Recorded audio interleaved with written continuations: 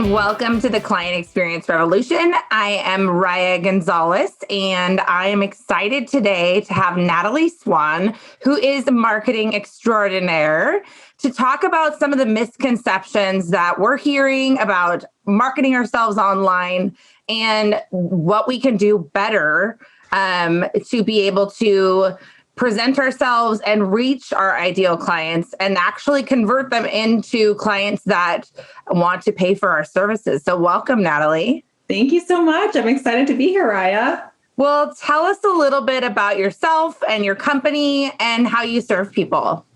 Absolutely. So I'm Natalie, as you mentioned, and I'm a career marketer and brand strategist. So I've been doing it for about 10 years. And I decided about 4 years ago that I wanted to start my own business to help other small business owners with their marketing and brand strategy, because obviously it's such an important part of growing your business, as everyone listening knows. And so I was working a lot with one-on-one clients and helping them with marketing strategy, lead generation, brand strategy for startups.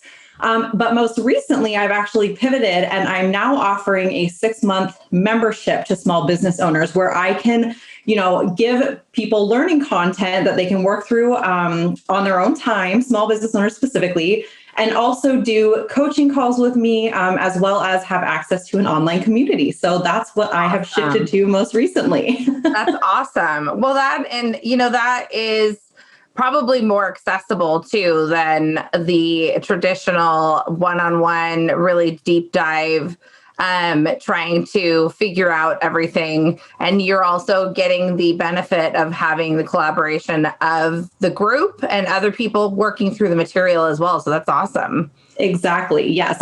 My goal really was to help more people and help more people grow their businesses. I love other entrepreneurs and small business owners. I just feel like we're such a scrappy and resourceful bunch. So, who doesn't want more of those people around? Right. Exactly. Well, let's dive in, because when we met each other, we're in several groups together. And I was fascinated with the fact that you buck the trend with a lot of the things that we're being told that we need to do online.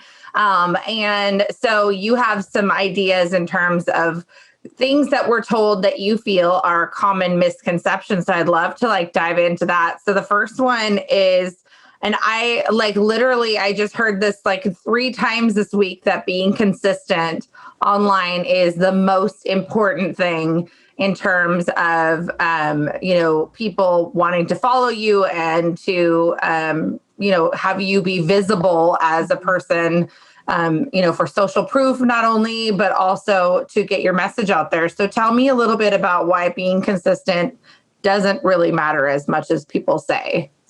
Well, yeah, I'm excited to share my thoughts on this. So the challenge is that a lot of people talk about consistency as showing up and showcasing your expertise. And what I see a lot of small business owners do when they hear this advice is think, okay, be consistent.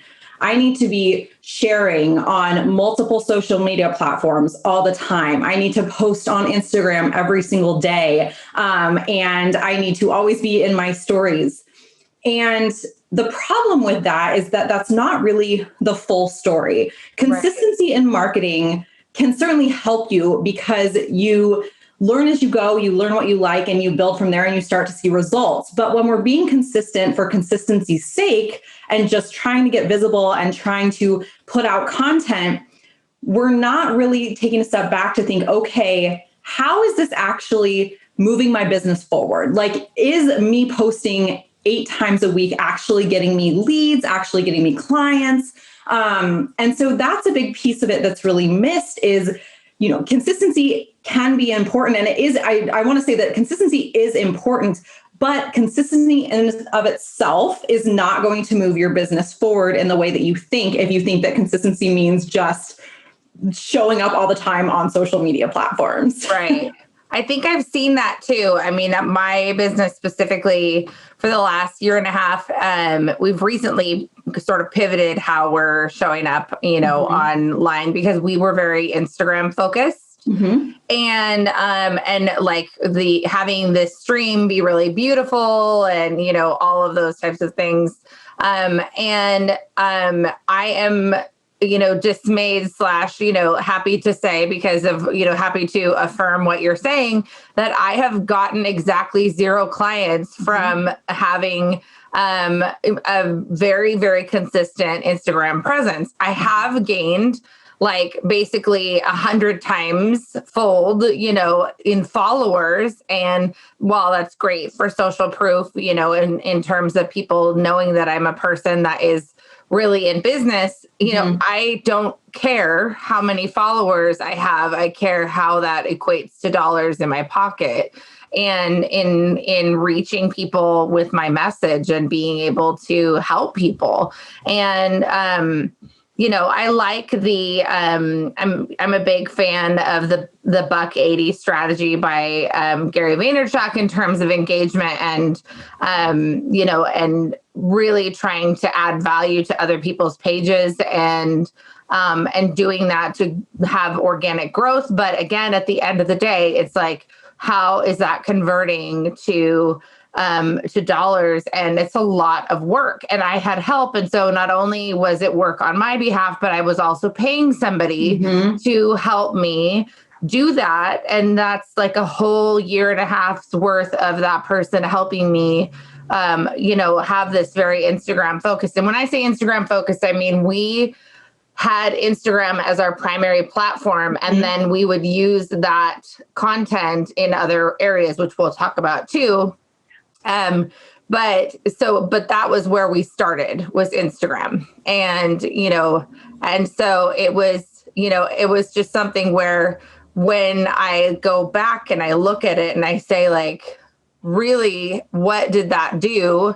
It did nothing. It created beautiful content for the purpose of showing up and having, maybe it inspired people, in that way, but it did not, unfortunately, allow us to grow our presence in the sense of having dollars and having ROI. So the $80 strategy. And I think another piece of that is that people assume that by adding value or by like showing up in front of someone, that person then is going to take some action that's going to then result in, okay, now they're a paying client. But the steps that get missed are, how are you nurturing that person in that time frame? And there's countless Facebook groups and content on Instagram. And so one of the things that I just encourage people to think about is, how are you actually standing out? If everyone is doing these strategies, if everyone is trying to participate in follow for follow or content engagement pods, which, Ryan, do you think that people will know what that is, or should I go into the explanation of those growth hacks? I would love the explanation of growth hacks. Yes. So on a lot of Facebook groups, what I'm seeing are these follow for follow trains, essentially. Yes. And it'll say, hey, everyone, let's support one another. This group has 50,000 people, so we should all have X number of followers. Like, drop your Instagram handle or Facebook group below and we can support one another.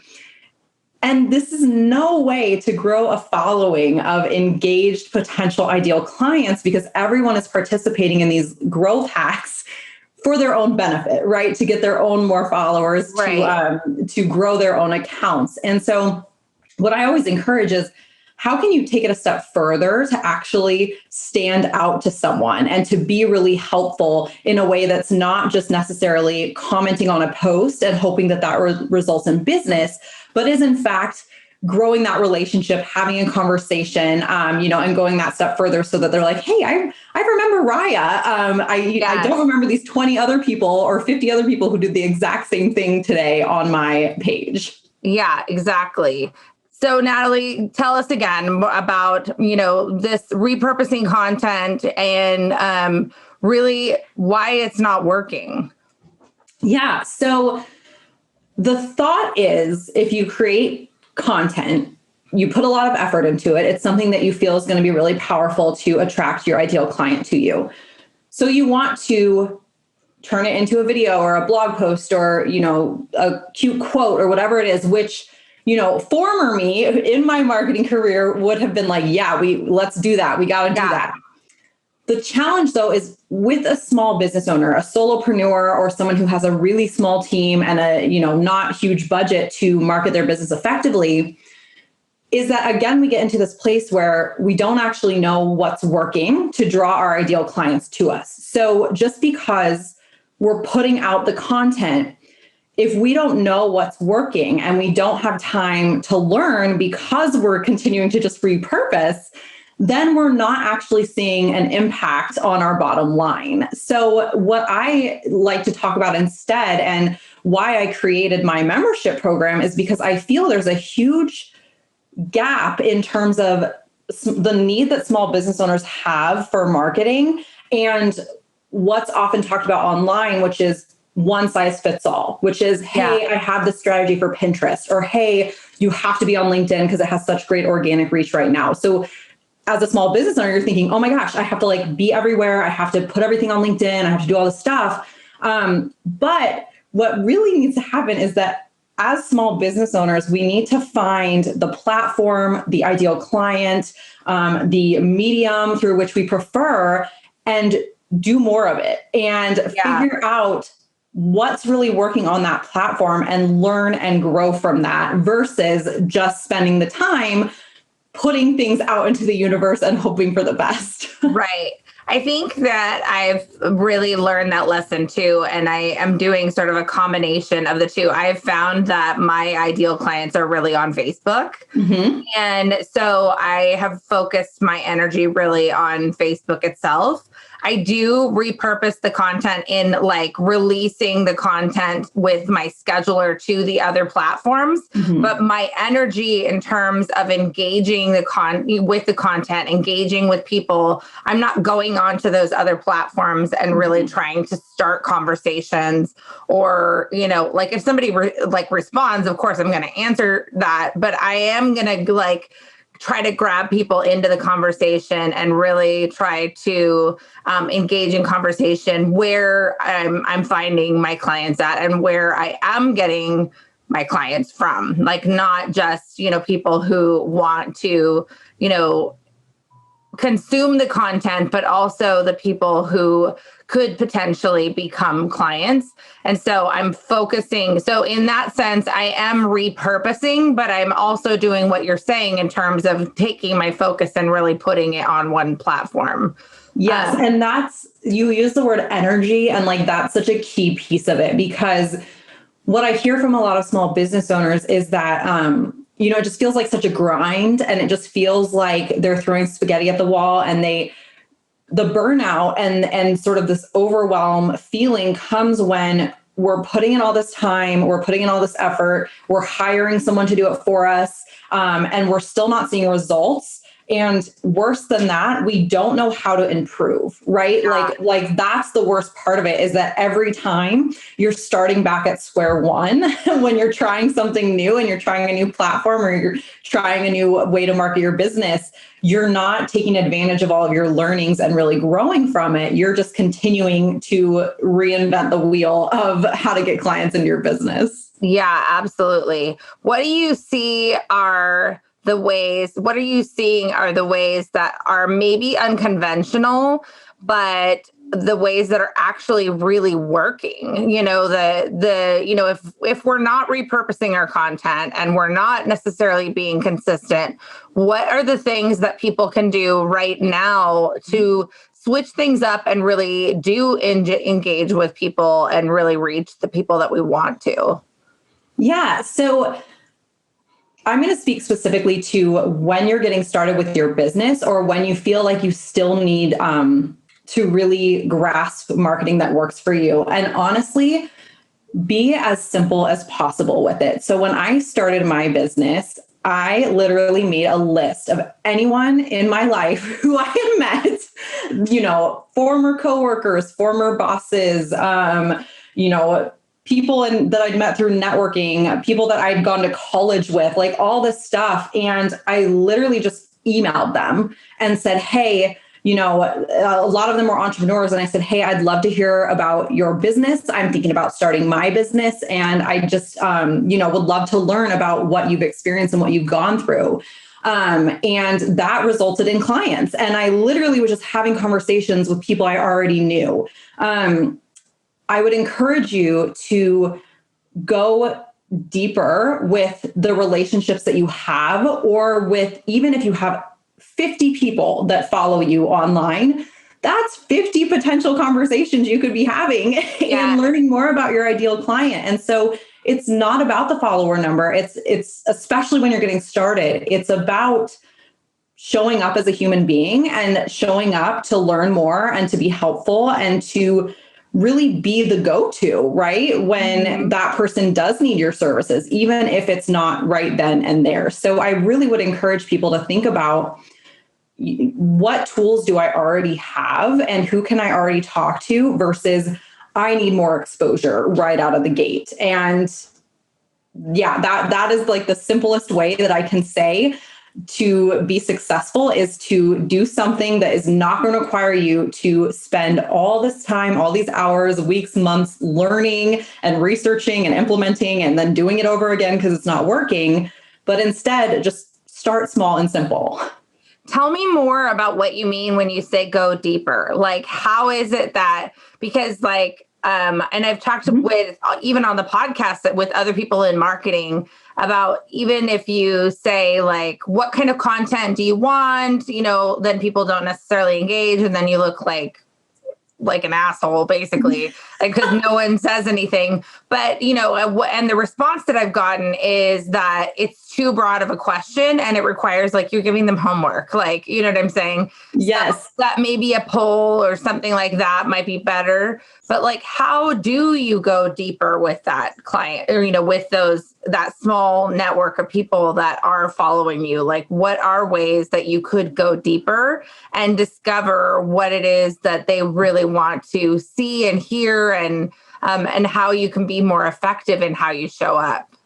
Yeah. So I really prioritize conversations. And for example, if you have 50 followers and maybe you have, even if it's one person who is consistently liking your posts or who is consistently watching your stories, take note of that and go to their page, engage with their content. And if there's someone who would be an ideal client for you, reach out to them and say hello and have a conversation. I think that we become so much more accessible and relatable when it's like, hey, I'm Natalie, I'm a person and I'm putting out this content, but like, I would love to get to know you better. And I would love to, give you a comment once a week or whatever it is. But that's a bit of that nurturing piece that I meant earlier, in terms of, it's not just about getting in front of people. You really have to build this connection. And I want to clarify that it's not something that should take a ton of your time. It's not something where you should be like spending hours and hours, hopping on 2-hour phone calls with people or something like that. But it's really just, rather than liking someone's post, what if you sent them a video DM, or what if you sent them a voice memo and just said, hey, I really appreciate that you're engaging with my stuff. And I noticed that you liked a couple of my posts. Is there anything that I could be helpful with? Is there anything else you'd like to see from me, Raya?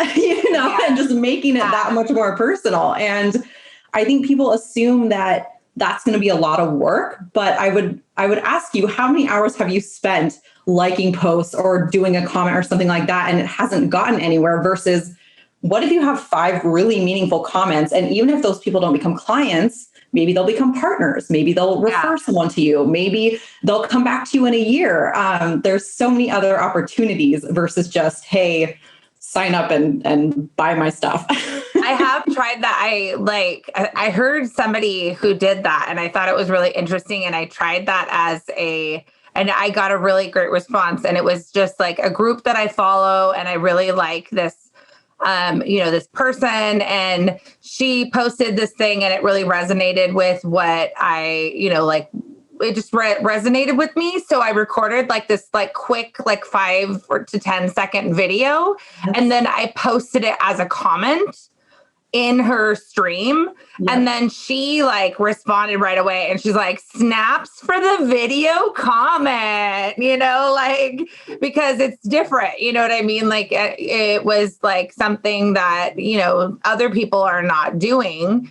And I've heard, although I haven't ever explored, but I've heard you can do the same thing in LinkedIn where you can send like a message that's an actual video as opposed to like just a strict, text. And then it's a little bit more personal than trying to send something, you're like, hey, John, like we're first connected, but I don't know you. And that's wrong. We should know each other, that kind of thing. I haven't really explored that side of things, but it would be really interesting to see that type of, like receive that myself and also see that type of engagement because it does put a face to the name and you're setting yourself apart from other people, in terms of trying to do things a little bit differently.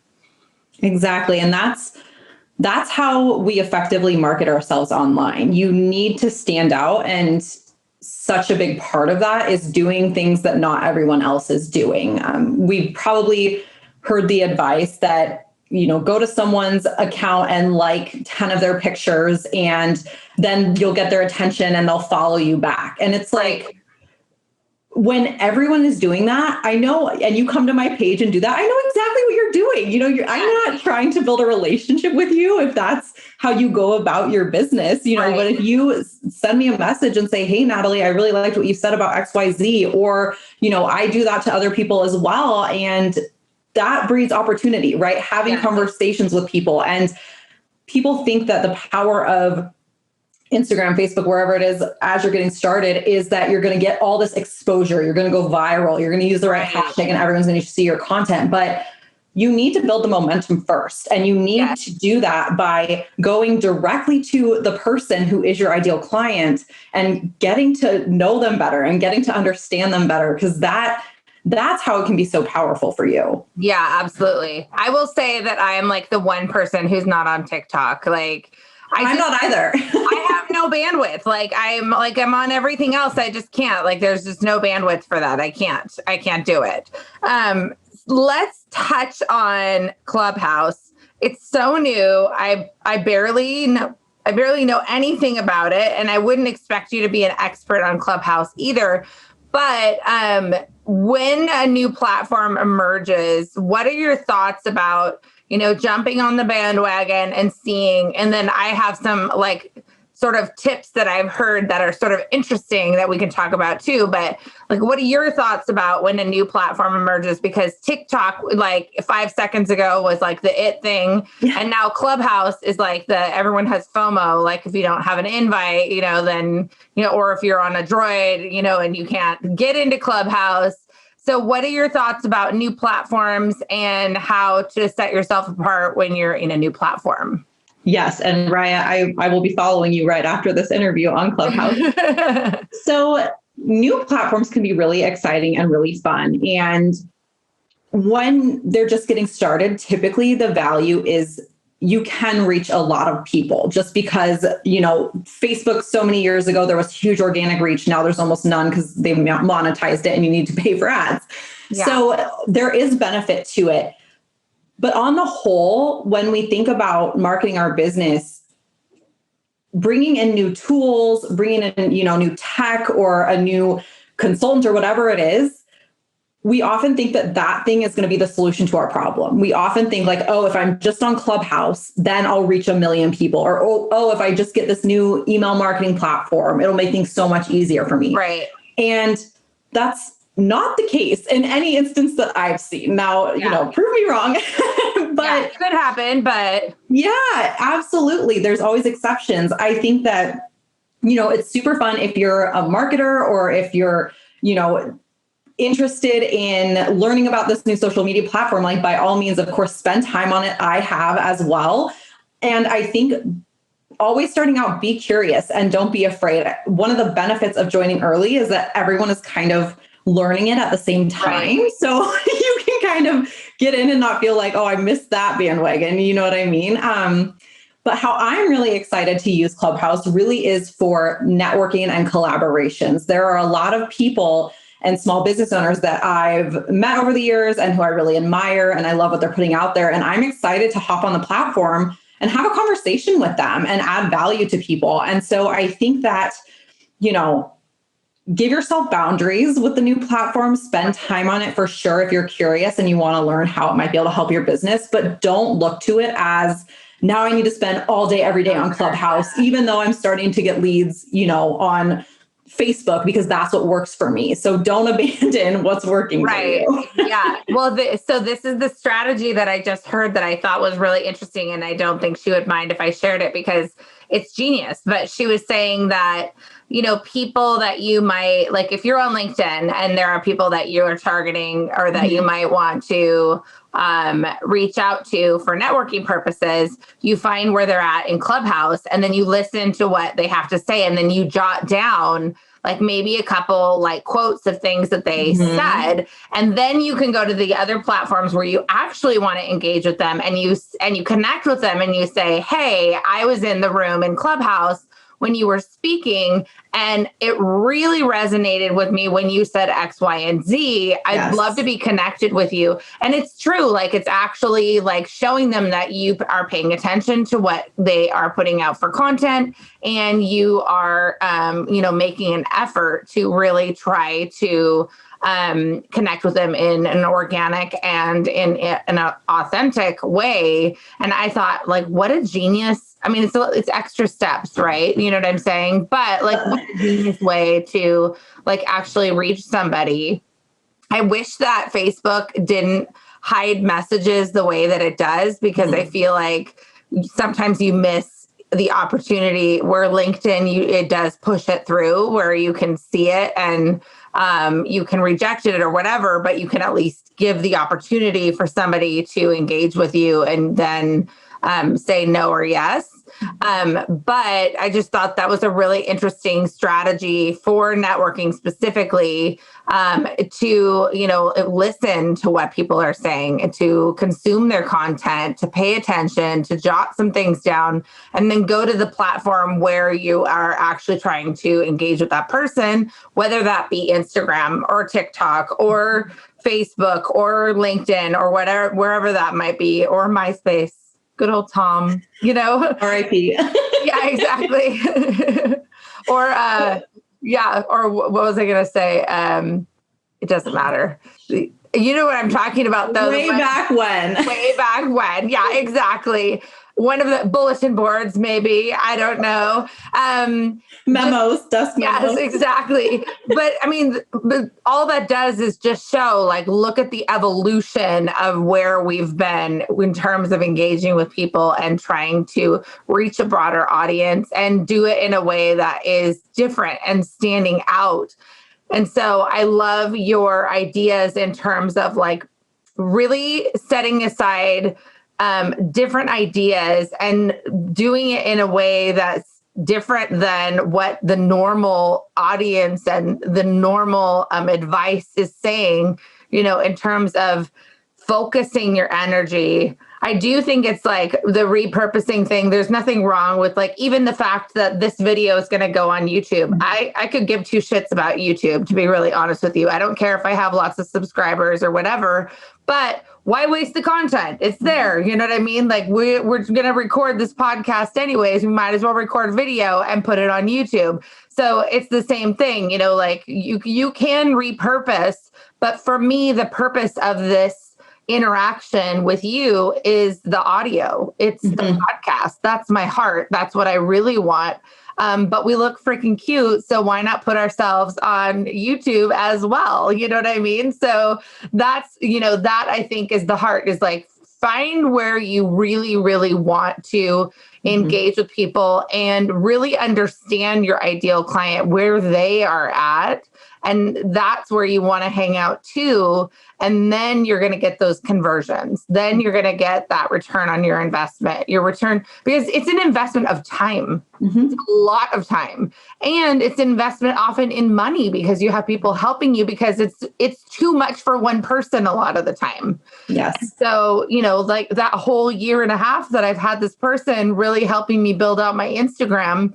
And yay, I have almost 2,000 followers, which I never did paid ads or anything like that. So that's like nothing to other people. But, to me, that's like a huge deal because when we started, I had 188 followers, you know what I mean? And so, but still, again, not one single client has like slid into my DMs and been like, hey, loving what you're putting out there. Can we have a discovery call? You know what I mean? Like that's just not happening. So I might as well focus my energy on Facebook and then just push to Instagram what what I'm already doing in Facebook. And so I love that.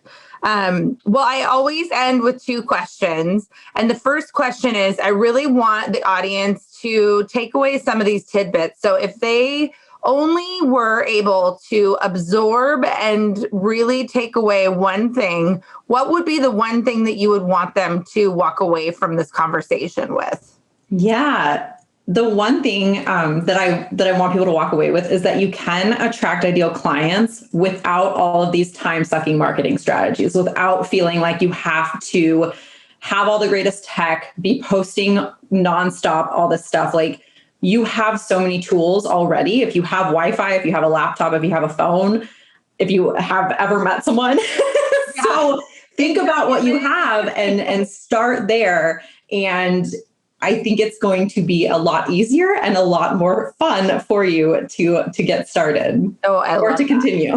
Yeah, exactly. And then the harder but really interesting question is, what is the best piece of advice that you've ever been given? And it doesn't have to be marketing or social media related, but what is something that somebody has said to you or you've read or you've absorbed in some way that has been meaningful for you that you carry with you every day? This is embarrassing, but I don't even remember where I heard / saw this. It's not embarrassing at all. You're not the first or the last. Oh, good. But it was, no one's going to give you permission to like do what you want in life. And when I started my business and when I was even thinking about starting a business, I had so much fear and I had so much uncertainty around the right way to do things and how to get going and like what I'm supposed to be doing. And that just drained so much of my energy. And I just remember thinking about this and it's like, it's go time. Like no one is going to show up and be like, this is what to do. This is, your intuition is now perfect and everything's going to be right. But just giving yourself that permission to like go and get it wrong and try again is just really important. And it's something that I remind myself of every single day. One of my affirmations is I love making mistakes and just like going forward. And so it's actually making mistakes is the best. I should have said that, but it's just about, hey, you're showing up and you're doing the best you can and you're going to keep learning. And that's amazing. So keep it up. What is that Shakira song? It's like fail everything or like fail at everything. There's a song from like a Disney movie and she says that basically like just do it and fail and just do it and fail and do it and fail and do it and fail and fall and really just absorb what it is that works and doesn't work. It's just that we have to get over our own pride and be able to do that. So I love that. Well, Natalie, thank you for being with us today. I appreciate your time so much. And I learned a lot today. I hope the audience did too. And we thank you so much for just all of the tidbits that you've been able to share with us today. How can people reach you? Where are you putting your energy at? Yeah. I primarily hang out on Instagram and my handle is Glacy Brands. That's spelled GLACIBRANDS. So I'd love to chat there. I also have a free training that covers a bit more in depth a lot of the topics we talked about today, and goes over how to attract ideal clients, again, without all these really time-consuming marketing strategies. So if that would be helpful to you, go and check it out on my Instagram. I love it. I love it. Well, this has been another episode of the Client Experience Revolution podcast. I'm your host, Raya Gonzalez, and we will see you next time.